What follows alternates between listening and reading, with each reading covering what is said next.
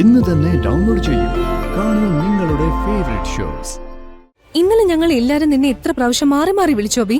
ഒരു തവണയെങ്കിലും നിനക്ക് ഫോൺ എടുത്ത് സംസാരിച്ചൂടെ? അല്ലെങ്കിൽ ഒന്ന് തിരിച്ചു വിളിച്ചൂടെ? ഞാൻ ഭയങ്കര ടയർഡായി പോയി. വെയിൽ മുഴുവൻ കൊണ്ടിട്ട് ആ ഗുളികയും കുടിച്ച് അങ്ങ് ഉറങ്ങിപ്പോയി. നാട്ടുകാർ ചീത്തവിളി തുടങ്ങിയിട്ടുണ്ട്. ഗൗതം ദേവിനെതിരെ ആരോപണം വന്നതിനെ തുടർന്ന് സ്പെഷ്യൽ പോലീസ് ടീം അന്വേഷണം ആരംഭിച്ചിരിക്കുന്നു. കാര്യങ്ങൾ അറസ്റ്റിലേക്ക് എത്തുമെന്ന അവസ്ഥയിലാണ്. സ്വതന്ത്ര ജേർണലിസ്റ്റായ ശ്രീ സഞ്ജയുടെ സ്വന്തം സോഷ്യൽ മീഡിയ ചാനലിലൂടെയാണ് പെൺകുട്ടിയുടെ കുറ്റസമ്മതം അപ്ലോഡായത്. ഇതിനകം ലക്ഷക്കണക്കിന് ആളുകളാണ് ആ വീഡിയോ കാണുകയും ഷെയർ ചെയ്യുകയും ഉണ്ടായത്. അപ്പൊ ഇതെല്ലാം സഞ്ജയുടെ പണിയായിരുന്നോ? അപ്പൊ അവൻ തന്നെയായിരിക്കും ആ പെണ്ണിനെ ചാനലിലേക്ക് പറഞ്ഞു വിട്ടത്. ആര് പറഞ്ഞിട്ടാണ് നിങ്ങൾ ഗൗതം ദേവിനെതിരെ ഇങ്ങനൊരു ആരോപണം ഉന്നയിച്ചത്? സതീഷ് പറഞ്ഞിട്ടാ.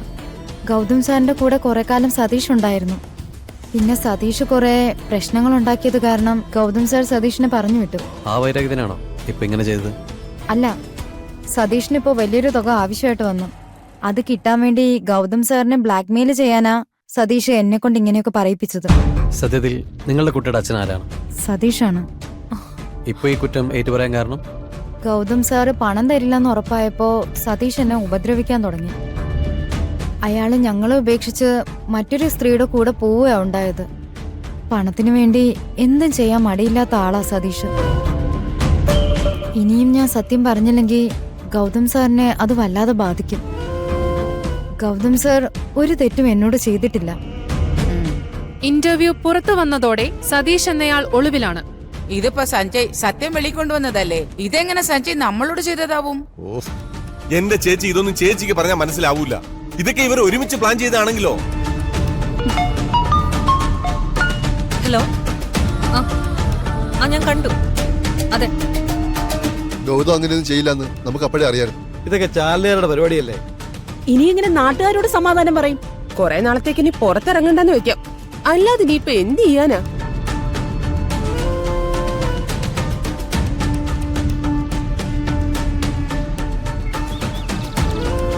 ഗൗതം ദേവിനെ കുറിച്ച് ഇന്ദിര ടിവിയിൽ വന്ന വാർത്ത വ്യാജമാണെന്ന് തെളിഞ്ഞിരിക്കുന്നു. എന്നാലും പൂർണിമേച്ചയ്ക്ക് എങ്ങനെയാ ഇങ്ങനൊരു അബദ്ധം പറ്റിയത്? ഉറപ്പില്ലാത്ത ന്യൂസ് ഒന്നും ഇന്ദിര ടിവിയിൽ വരാത്തതാണല്ലോ. ആരെങ്കിലും ചതിച്ചതാവും മോളെ. മനഃപൂർവ്വം ചതിക്കാൻ ആൾക്കാർ നടക്കുന്ന കാലല്ലേ ഇത്? അതെ, മാധ്യമങ്ങൾ ഇപ്പോ മനുഷ്യരെ എത്രമാത്രം സ്വാധീനിക്കുന്നുണ്ടെന്ന് എല്ലാവർക്കും അറിയാലോ.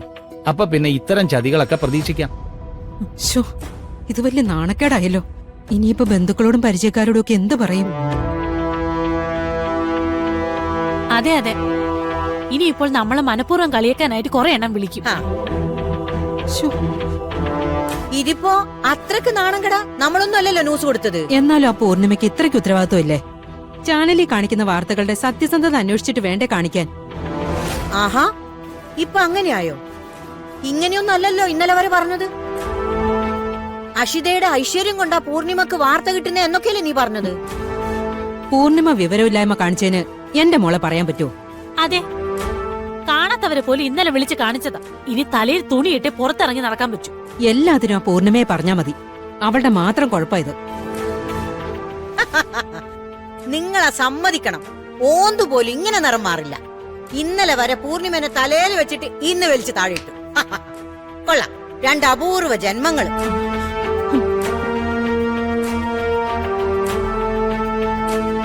ഞാൻ പൂർണിമ ദേവൻ. ഇന്ദിര ടിവിയുടെ ചരിത്രത്തിൽ ആദ്യമായിട്ടാണ് ഞങ്ങൾക്ക് ഇങ്ങനൊരു തെറ്റ് സംഭവിക്കുന്നത്. അതൊരിക്കലും സംഭവിക്കാൻ പാടില്ലാത്തതായിരുന്നു. ഏത് വാർത്തയും 100% സത്യസന്ധമായിട്ട് ജനങ്ങളിലേക്ക് എത്തിക്കുക എന്നുള്ളതായിരുന്നു ഞങ്ങൾ ആഗ്രഹിച്ചിട്ടുള്ളത്. ഇതുവരെ അങ്ങനെ തന്നെയാണ് മുന്നോട്ട് പോയിരുന്നതും.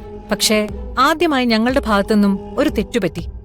പ്രേക്ഷകരായ നിങ്ങളോട് എല്ലാവരോടും ചാനലിന്റെ ഭാഗത്തുനിന്ന് ഞാൻ മാപ്പ് പറയുന്നു. എല്ലാവരും ഞങ്ങളോട് ക്ഷമിക്കണം. തുടർന്നും ഞങ്ങളെ പിന്തുണയ്ക്കണം. എത്രയും പെട്ടെന്ന് ഇത് ഫ്ലാഷ് ചെയ്യണം. ശരി മാഡം. ഓക്കെ.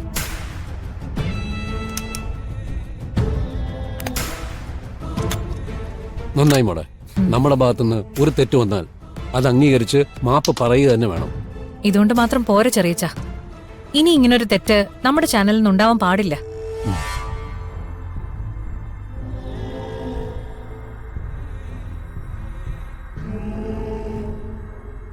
ഹലോ, ഇനി നിങ്ങളുടെ ഒരു എക്സ്ക്യൂസും എനിക്ക് കേൾക്കണ്ട. എത്രയും പെട്ടെന്ന് ആ റിപ്പോർട്ടറെയും എഡിറ്ററെയും ടെർമിനേറ്റ് ചെയ്യണം. ഉം. അവരിനി ഇന്ദ്ര ടിവിയിൽ വേണ്ട. ഇല്ല, ഒരു മാറ്റവും ഇല്ല. ഇതെന്റെ ഫൈനൽ ഡിസിഷനാ. നിന്റെ ഈ സമീപനമാണ് നമ്മുടെ ചാനലിന്റെ വിജയം. അതുകൊണ്ട് തളരരുത്, ധൈര്യമായിട്ട് മുമ്പോട്ട് പോകും.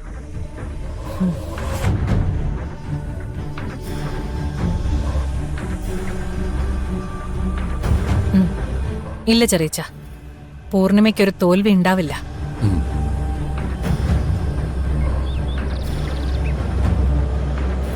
എടാ മോനെ, നീ ഒന്ന് നിന്നേ. നീ ഇന്നലെ എവിടെയായിരുന്നു? മുത്തശ്ശി, ഞാൻ ഇന്നലെ കൂട്ടുകാരന്റെ റൂമിൽ നിൽക്കുകയാണ്. രാവിലെ വരും എന്നുള്ളത് ഗ്രൂപ്പിൽ മെസ്സേജ് ഇട്ടിരുന്നല്ലോ. ആ, ഇന്നലെ ഞങ്ങൾ എല്ലാരും നിന്നെ എത്ര പ്രാവശ്യം മാറി മാറി വിളിച്ചു അബി? ഒരു തവണയെങ്കിലും നിനക്ക് ഫോൺ എടുത്ത് സംസാരിച്ചൂടെ? അല്ലെങ്കിൽ ഒന്ന് തിരിച്ചു വിളിച്ചൂടെ? ഞാൻ ഭയങ്കര ടയർഡായി പോയി. വെയിൽ മുഴുവൻ കൊണ്ടിട്ട് ആ ഗുളികയും കുടിച്ച് അങ്ങ് ഉറങ്ങിപ്പോയി. പിന്നെ ആ ഉറക്കത്തിലാണ് നിങ്ങൾക്ക് മെസ്സേജ് അയച്ചു, അതും പാതി ഉറക്കത്തിൽ. മോനെ, നിന്നെ കാണാതെ ഞങ്ങളൊക്കെ എത്ര വിഷമിച്ചു എന്നറിയോ? വിളിച്ചിട്ട് എടുക്കാതിരുന്നപ്പോ വല്ലാത്ത ടെൻഷനായി. മക്കൾ എവിടെങ്കിലും പോയാ വിവരങ്ങൾ അറിയാതെ വീട്ടിലിരിക്കുന്ന ഞങ്ങളൊക്കെ എന്തുമാത്രം വിഷമിക്കുമെന്ന് നിങ്ങൾക്ക് ഇപ്പൊ മനസ്സിലാവില്ല. അതെനിക്ക് പ്രായമായി. ഞാനൊരു അച്ഛനാകുമ്പോൾ മനസ്സിലാവുമെന്ന് പറയാനാണോ അച്ഛൻ ഇത്ര ബുദ്ധിമുട്ടുന്നത്? ഇതൊക്കെ ക്രിഞ്ച് ഡയലോഗാണ് അച്ഛൻ.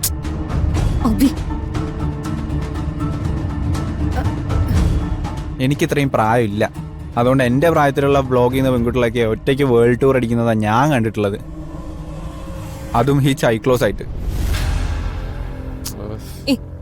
അബി നിന്നെ ഇനി വന്നേ. അതൊക്കെ ശരിയാ, പക്ഷെ നീ ഇപ്പൊ വരാന്ന് പറഞ്ഞു പോയതല്ലേ? അപ്പോ ഞങ്ങൾ നീ വരുമെന്ന് പ്രതീക്ഷിക്കില്ലേ? പോരാത്തതിന് മുത്തശ്ശി എന്തോ അരുതാത്ത സ്വപ്നം കണ്ടു. ഒരു പണിയില്ലാതെ വെറുതെ കിടന്ന് ഉറങ്ങിയാൽ അങ്ങനെ ആവശ്യമില്ലാത്ത സ്വപ്നങ്ങളെ കാണും. അതിന് എന്നെ വഴക്ക് പറഞ്ഞിട്ട് ഒരു കാര്യമില്ല. നിന്നെ വഴക്ക് പറഞ്ഞതല്ല. എന്നാലും സാരമില്ല, വെറുതെ ഉപദേശിക്കരുത്. ഭയങ്കര ശോകമാണ്. എല്ലാവർക്കും പറയാനുള്ളതൊക്കെ പറഞ്ഞു കഴിഞ്ഞാൽ ഞാൻ പോയി ഫ്രഷ് ആയിക്കോട്ടെ.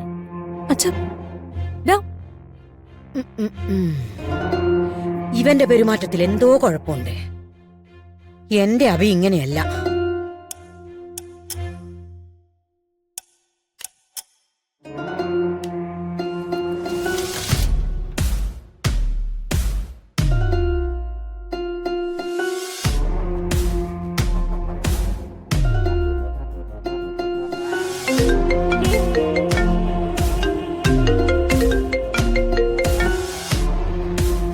ഹലോ ഹലോ പൃഥ്വി, ഞാൻ പറഞ്ഞ ക്യാഷിന്റെ കാര്യം എന്തായി?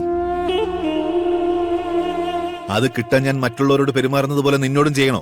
ഞാൻ പറഞ്ഞില്ലേ, എന്റെ കയ്യിൽ അത്രയും പണമൊന്നുമില്ല. അങ്ങനെ പറഞ്ഞ കാര്യം കഴിഞ്ഞോ?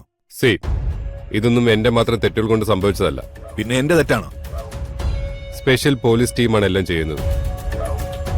അവർ നമ്മൾ കരുതിനേക്കാളും പവർഫുൾ ആണ്. ഓക്കെ, അങ്ങനെയാണെങ്കിൽ അവർ ആരാണെന്ന് എനിക്ക് കാണിച്ചതാ.